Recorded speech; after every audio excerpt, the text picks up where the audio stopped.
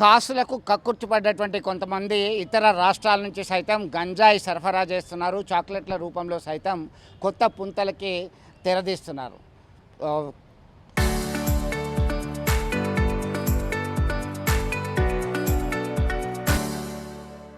Students పర్టికులర్గా పాఠశాల కళాశాలకు సంబంధించినటువంటి విద్యార్థులకి మెల్లమెల్లగా విక్రయిస్తూ పబ్బం గడుపుకునేటువంటి పరిస్థితి రోజు రోజుకు పెరుగుతుంది. ఉమ్మడి కరీంనగర్ జిల్లా వ్యాప్తంగా ఇటీవల కాలంలో విస్తుపోయేటువంటి విషయాలు బయటకు వస్తున్నాయి. కరీంనగర్ జిల్లా శంకరపట్నం మండలం మక్త అనేటువంటి చిన్న గ్రామము, దానిలో చాక్లెట్ల రూపంలో ఉన్నటువంటి గంజాయి విక్రయిస్తూ పోలీసులకి దొరికిపోయాడు బీహార్కి చెందినటువంటి వ్యక్తి. వెంటనే వారు జ్యుడిషియల్ రిమాండ్కి తరలించడం జరిగింది. ఇది గత కొంతకాలం నుంచి చేస్తున్నారు. ఇతర ప్రాంతాల నుంచి ఒక ముఠాగా ఏర్పడినటువంటి సభ్యులు ఇది విక్రయిస్తున్నట్టుగా వెల్లడించడం జరిగింది.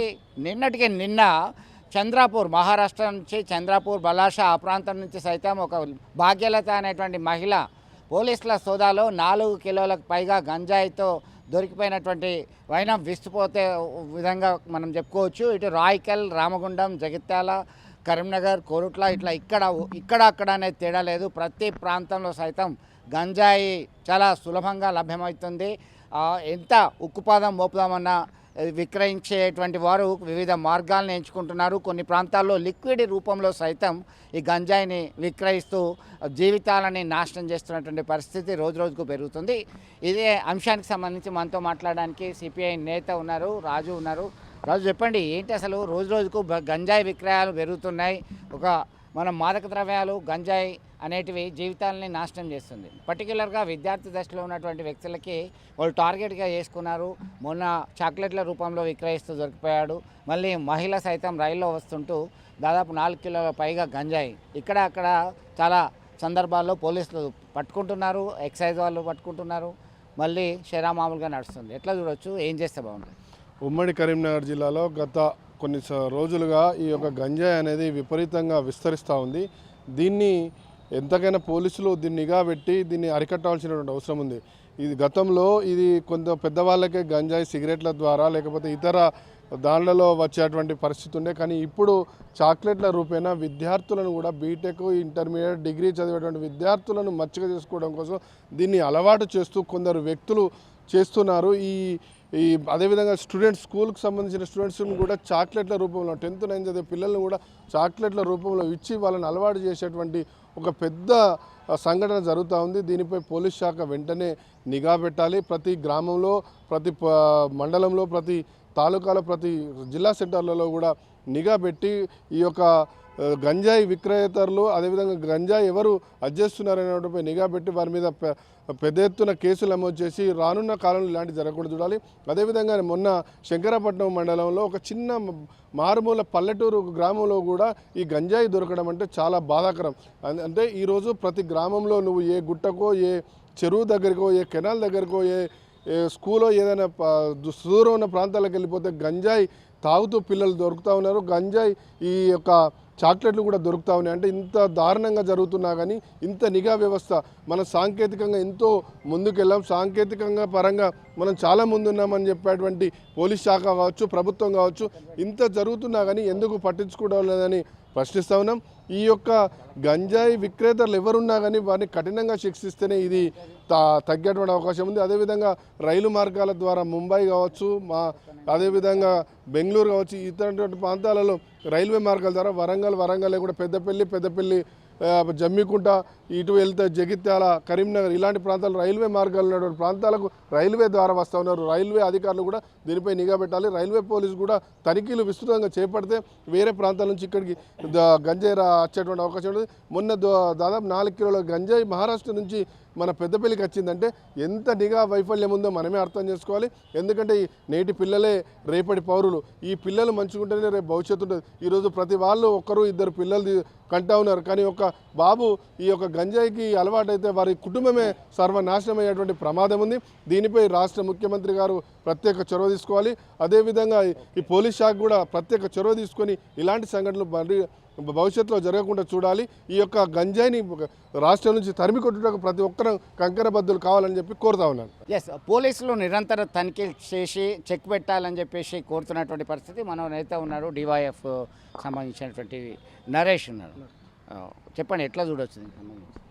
యువతను విద్యార్థులను మత్తులో ముంచి చిత్తు చేసే గంజాయి డ్రగ్స్ నిర్మూలనకు కేంద్ర రాష్ట్ర ప్రభుత్వాలు పూర్తి స్థాయిలో వెనుకబడినటువంటి పరిస్థితి చాలా స్పష్టంగా ఈ దేశంలో ఈ రాష్ట్రంలో కనిపిస్తూ ఉన్నది. ఈరోజు ముఖ్యంగా తెలంగాణ రాష్ట్రంలో అనేకమైనటువంటి గంజాయి డ్రగ్స్ హైదరాబాదు ప్రాంత ఇండస్ట్రియల్ ఏరియా ప్రాంతాల్లో మొత్తం కూడా డ్రగ్స్ ముఠాను మహారాష్ట్ర చెందినటువంటి డ్రగ్స్ ముఠాను పట్టుకున్నటువంటి సందర్భాలు చాలా చోటు చేసుకున్నాయి. అయినా కూడా పోలీసు నిఘా ఉన్నా కూడా కేసులు అవుతున్నా కూడా పట్టుకుంటున్నా కూడా ముఖ్యంగా ఈ ఉమ్మడి కరీంనగర్ జిల్లాలో స్కూళ్ళల్లో కావచ్చు, ఇతర డ్యామ్ లాంటి ప్రాంతాల్లో కావచ్చు, నలుగురు యువకులు ఒక దగ్గర ఉంటే మొత్తం కూడా గంజాయి డ్రగ్స్కు అలవాటై వాళ్ళ జీవితాన్ని మొత్తం కూడా నాశనం చేసుకున్నటువంటి పరిస్థితులు ఈ దేశంలో ఈ రాష్ట్రంలో ముఖ్యంగా ఈ జిల్లాలో కనిపిస్తూ ఉన్నది. అట్లా చూసుకున్నప్పుడు ఇక్కడ చూస్తే పోలీస్ యంత్రాంగం ఎప్పటికప్పుడు నిఘా పెడుతున్నా కూడా ఎందుకు ఈ రకమైనటువంటి విధానాలు జరుగుతున్నాయి? ముఖ్యంగా ఈ దేశంలో పెరుగుతున్న నిరుద్యోగం, ఈ రాష్ట్రంలో పెరుగుతున్నటువంటి నిరుద్యోగం, ఉపాధి అవకాశాలు లేక మొత్తం కూడా యువత డ్రగ్స్ గంజాయికి మాదక ద్రవ్యాలకు అలవాటై వారి జీవితాలను నాశనం చేసుకున్నటువంటి పరిస్థితులు కనిపిస్తూ ఉన్నాయి. వాటికి అన్నిటికీ కూడా యువత మొత్తం కూడా దూరంగా ఉండాలి. ఈ దేశం అభివృద్ధి చెందాలన్నా, ఈ రాష్ట్రం అభివృద్ధి చెందాలన్నా ఈరోజు విద్యార్థి యువతతోటే ఈ దేశమైన రాష్ట్రమైన అభివృద్ధి చెందుతుంది తప్ప ఈ డ్రగ్స్ గంజాయికి అలవాటు వారు మీ జీవితాలను నాశనం చేసుకుంటే మాత్రం ఈ దేశంలో ఉపయోగం జరగదని చెప్పేసి కూడా చాలా స్పష్టంగా చెప్తా ఉన్నాం. సో మొత్తం మీద యువత విద్యార్థుల యొక్క జీవితాలని చిత్తు చేస్తుంది ఈ మత్తు పదార్థాలు ఖచ్చితంగా అరికట్టాలి. ప్రజల భాగస్వామ్యంతో ఇటు police as well as narcotic drugs విభాగం వాళ్ళు నిరంతర తనిఖీలు చేస్తేనే దీన్ని నివారించే అవకాశాలు కనబడుతున్నాయి. ఎవరైతే సప్లై చేస్తున్నారో వారికి ఖచ్చితంగా కఠిన శిక్షలు విధించాల్సిన అవసరం ఉంది. విడుదల సుమంత్తో కలిసి చంద్రశేఖర్, RTV కరీంనగర్. ఈ స్త్రీని, ఈ మహిళ ఎవరైతే ఉన్నారో ఇది యాక్చువల్గా సొంత తల్లిగారు వచ్చి మంతిని, వీళ్ళ అత్తగారు వచ్చి గంగానగర్. కాకపోతే బతుదేరు కోసం మహారాష్ట్రలో చంద్రాపూర్లో బతుకుతున్నారు. గోదావరి కానీ గంగానగర్ అంటే. అయితే భర్తకు ఈమెకు కొంచెం ఇబ్బందులు ఏర్పడి వీళ్ళ ఫాదర్ వాళ్ళు కూడా సొంత ఊరు మంత్రి అయినప్పటికీ చంద్రపూర్లో వీళ్ళ ఫాదర్ సింగరేణి ఎంప్లాయీగా, అంటే సింగరేణి కోల్ మైన్స్లో పనిచేస్తున్నటువంటి క్రమంలో అక్కడే ఉన్నారు. ఈవిడకి ఒక కొడుకు కూతురు ఉన్నారు. ఈవిడ చాలా రోజుల నుంచి అంటే ఎక్కువ డబ్బు వస్తుంది అనేటువంటి ఉద్దేశం కొద్దీ నాగపూర్, చంద్రాపూర్ ఈ ప్రాంతం నుంచి మనకు మంచిర్యాల, గోదావరి కానీ పట్టణాల్లో ఉన్నటువంటి యువతకు అందజేసే విధంగా ఎక్కడ ఎవరైనా ఇస్తే ఆ గాంజా తీసుకురావడం, ఇక్కడ సీక్రెట్గా ఇవ్వడం జరుగుతుంది. ఇప్పుడు మన ఎదురుగా ఉన్నటువంటి గంజాయి మీరు చూస్తున్నారు, దాదాపు 4 కిలోల పైన, 4 కిలోల 200 గ్రాములు ఉంది. వీళ్ళ ఎట్లుంటుందంటే కోడ్ ఉంటుంది. ఇప్పుడు నేను తీసుకోవాలనుకుంటే గంజాయి ఒక వ్యక్తి వచ్చి చెప్పిపోతారు, పలానా కాడ పలానా టైం పలానా మనిషి ఉంటాడు. సెల్ ఫోన్లు కానీ లేకపోతే కమ్యూనికేషన్ డైరెక్ట్ కాంటాక్ట్ కానీ ఉంటుంది. ఆ మనిషి ఎవరో తెలియదు. ఒక మనిషి వస్తాడు, ఈ పలానా రోజు పలానా టైంకి ఈ పలానా ప్లేస్లో ఇది ఉంటాడు. అంతా సినిమాటిక్గా మీరు అంతా చూస్తుంటారు, సినిమాలో జరుగుతుంది. లేదంటే ఒక కోడ్ నెంబర్ 1 2 3 4 అంటే 1 2 అని చెప్తే 2 3 4 3 4 ఇంకో చెప్పడం, ఇట్లా ఇన్ని రకాలుగా సినిమా స్టైల్లో జరుగుతున్నటువంటి పెద్ద ఎత్తున జరుగుతున్నటువంటి ఈ వ్యాపారంలో ఈవిడ నాగపూర్ రైల్వే స్టేషన్లో సేమ్ ఇప్పుడు నేను చెప్పిన విధంగా ఒక వ్యక్తి నుంచి ఈ గాంజా తీసుకోవడం, ఈ బెల్ట్ అక్కడ సింగరేణి ప్రాంతంలో అంటే కోల్ మైన్స్ ఏరియాలో ఉన్న ఈవిడకు అక్కడ ఉన్నటువంటి యూత్ తెలుసు కాబట్టి అక్కడ అమ్మితే బాగుండదని ఉద్దేశం. మన ఈ మంచిర్యాల, గోదావరి కానీ ప్రాంతాల్లో అమ్ముదామనే ఉద్దేశం కొద్ది ఎక్కువ డబ్బుల కోసం అక్కడ తీసుకొని మనకు పెద్దపల్లి రైల్వే స్టేషన్లో దిగే క్రమంలో దిగిన తర్వాత మనకు ఈ అమ్మాయి అనుమానితులుగా కనబడడం, ఈ బ్యాగులో ఏదో ఉన్నదన్నని అనిపించడం, మా లక్ష్మణరావు ఎస్ఐ గారు, నరేష్ ఎస్ఐ ఈ నరేష్ అనేష్ ఇద్దరు నరేష్ చేశారు. ఇమీడియట్గా స్పందించడం, పరిగెత్తుకెళ్ళి చెక్ చేయడం, చూస్తే ఈ డ్రై గాంజా మీకు కనబడుతుంది, డ్రై గాంజా ఉంది బ్యాగులో. అది ఆమెను మనం కస్టడీలో తీసుకోవడం, ఇదంతా కూడా ప్రొసీజర్ ప్రకారం ఫాలో అయ్యి ఈరోజు మీ ముందుకు తీసుకురావడం జరిగింది. గౌరవ ముఖ్యమంత్రి గారు, అట్లాగే గౌరవ డీసీపీ గారు, గౌరవ సిపి గారు, డీసీపీ గారు సీరియస్గా గాంజా మీద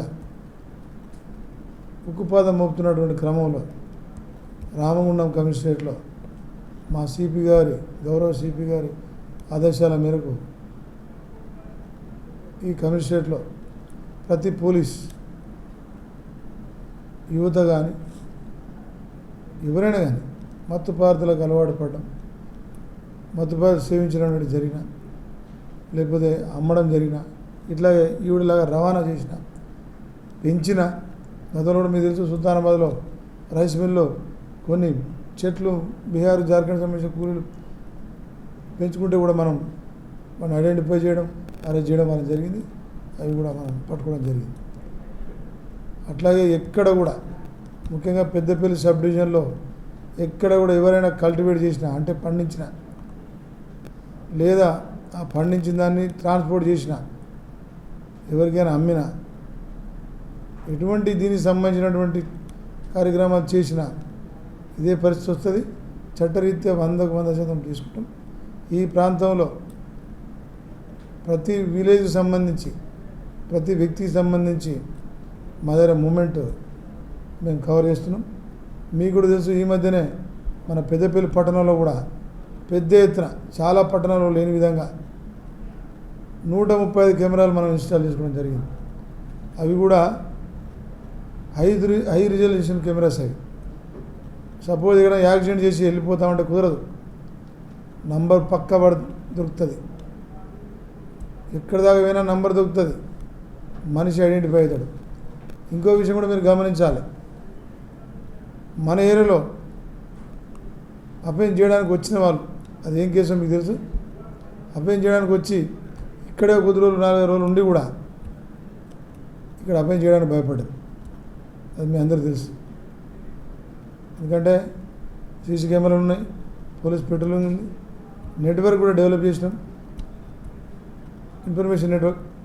కాబట్టి ఇది యువతకి, ఈ పెద్దపల్లి డివిజన్ ఉన్నటువంటి ప్రాంతవాసులందరికీ నా రిక్వెస్ట్, మా పోలీస్ పనే కాదు, ఒక్క పోలీసే పట్టుకుంటారు, పోలీసే చేస్తారు, నేరాలు ఆల్పో, మాకేం పని లేదు అనేటువంటి ఆలోచనతో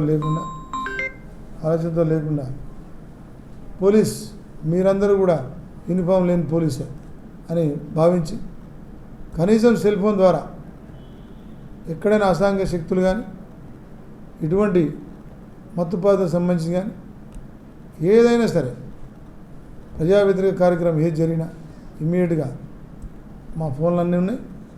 ఏది లేకపోతే మా ఫోన్లన్నీ మీద ఏది లేకపోతే కనీసం దయచేసి అందగొట్టి తెలియజేసిందిగా మీ అందరికీ మనం చేస్తున్నాం. అట్లాగే యువతకు కూడా ఈ సందర్భంగా తెలియజేస్తున్నాం, ఎంతో కష్టపడి మీ అమ్మ నాన్న మిమ్మల్ని చదివిస్తున్నారు, మీ భవిష్యత్తు పాడు చేసుకోవద్దు, మీ ఆరోగ్యం పాడు చేసుకోవద్దు. ఎన్నో కళలు, ఎన్నో ఆశలు పెట్టుకున్నటువంటి తల్లిదండ్రులు అడియాసలు, వాళ్ళ కళలను, ఆశలను అడియాసలు చేయొద్దు. మీరు ఏదో రకంగా మీ భవిష్యత్తు నిర్మించుకోండి. చిన్న 5 నిమిషాల ఆనందం కోసం జీవితాంతం ఉండేటువంటి ఆనందాన్ని, కుటుంబంతో గడిపే ఆనందాన్ని పోగొట్టుకోకండి. అనారోగ్యం పాలు కాకండి. లక్షలు ఖర్చు పెట్టిన వస్తువు దొరుకుతుందేమో కానీ ఆరోగ్యం దొరకదు, మనిషి దొరకదు అనేది గుర్తుపెట్టుకొని ఎవరు కూడా యువత మత్తుకు బానిస కావద్దని చెప్పి మరొకసారి కోరుకుంటూ నమస్కారం.